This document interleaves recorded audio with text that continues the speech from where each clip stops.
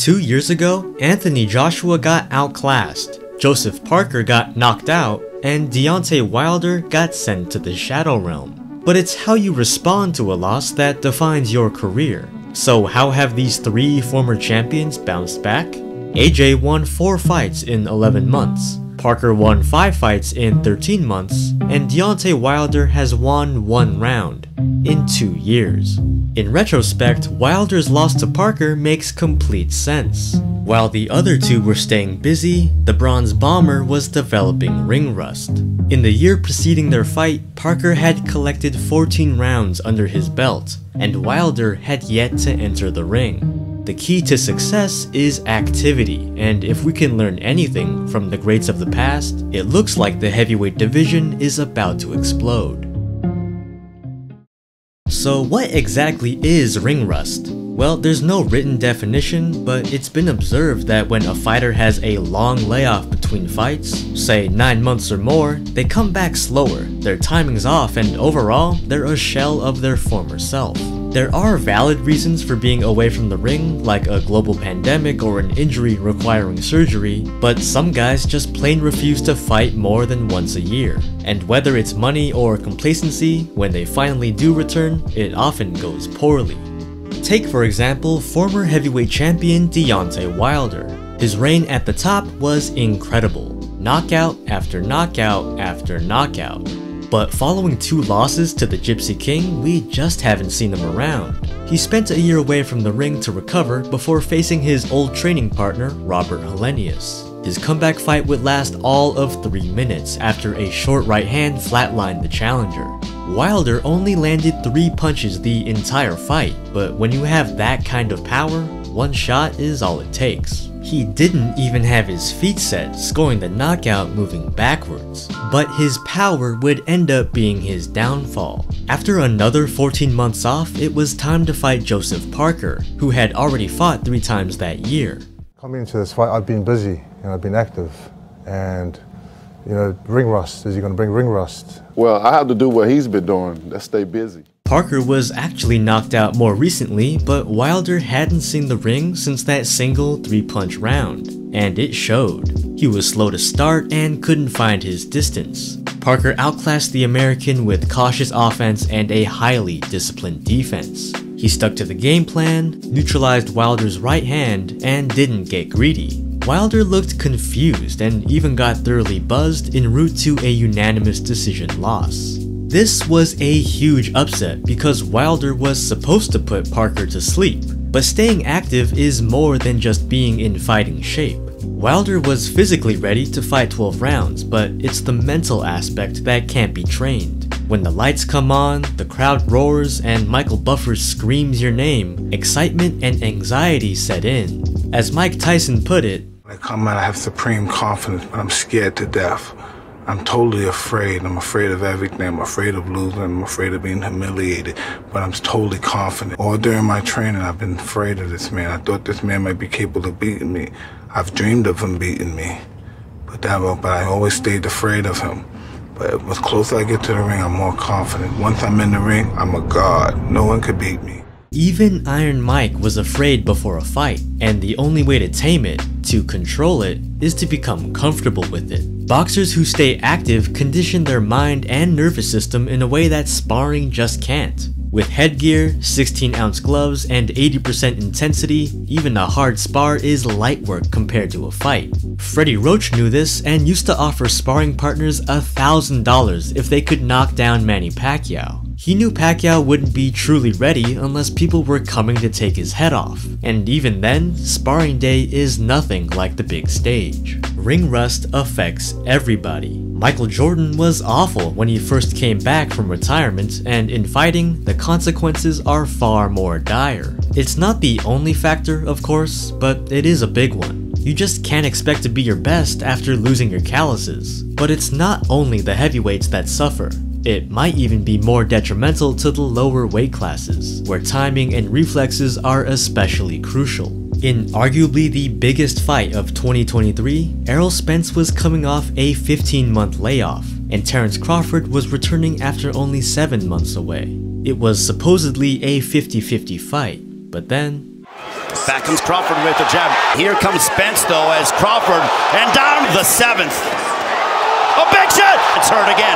All right, hook that wobbles him. Spence might be going down again, and this one is... I'm not saying being more active would have saved Errol, but this was one of the worst one-sided beatdowns I've ever seen. Spence got battered pillar to post, and it almost seemed like the moment was too big for him. Like Father Time, ring rust is one of boxing's invisible opponents, but it can be defeated by strong mental fortitude. It is a more psychological block after all. When Sugar Ray Leonard came out of retirement to fight Marvelous Marvin Hagler, he had been out of the ring for nearly 3 years, having only fought once in the last 5. And to make matters worse, he was coming back from a detached retina, and fighting 2 divisions above his natural weight class.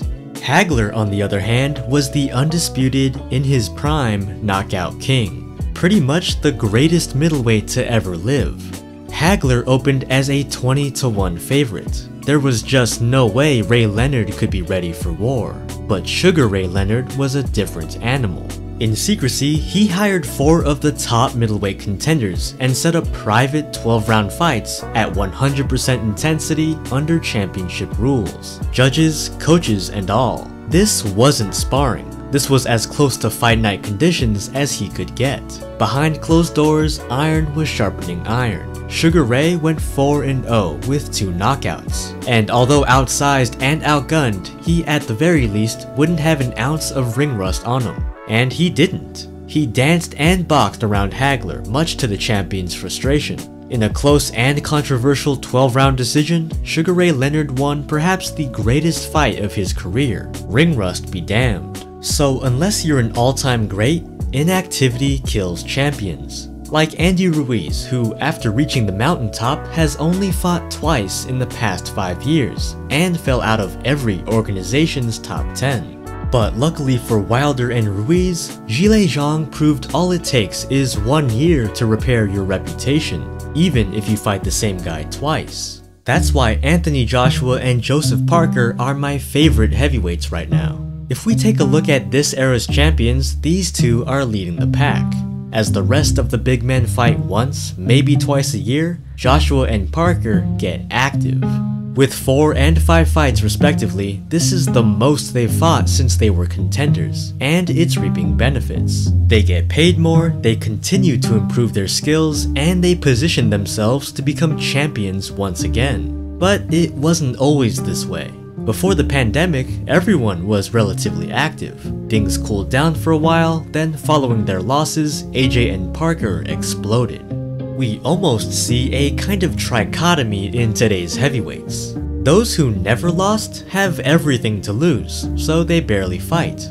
And of former champions, after losing everything, they've also lost the motivation to fight, their eye of the tiger. But the third category, those who lost it all, want it back more than anything.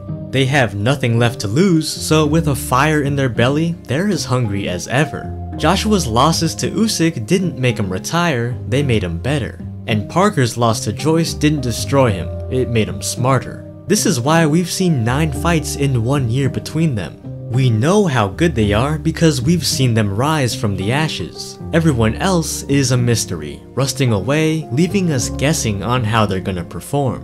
Of course, age and the severity of their losses matter, but in all, the successful heavyweights are the ones fighting the most. All the greats averaged around 2 fights a year, and that's what concerns me about the future. On May 18th, Tyson Fury and Alexander Usyk are set to unify the heavyweight division for the first time in nearly 25 years. The only problem is both Ring Rust and Father Time are fighting too. They're both on the wrong side of 30, and having only fought once a year, who knows how fight ready they really are. Not to mention, Fury's last bout was against an MMA fighter, which he almost lost. I don't know how this fight's gonna go, but I wonder if it's truly the best version of Usyk fighting the best version of Fury. Is the winner the best heavyweight? Yes, but Joshua and Parker are surely lurking in the shadows.